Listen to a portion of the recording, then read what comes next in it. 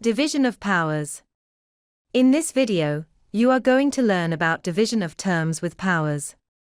Let's see a simple example that contains both numbers and letters. 9x to the power of 4 divided by 3x squared. If the term contains both numbers and letters, you need to simplify them separately. That is, you need to divide the numbers and subtract the powers.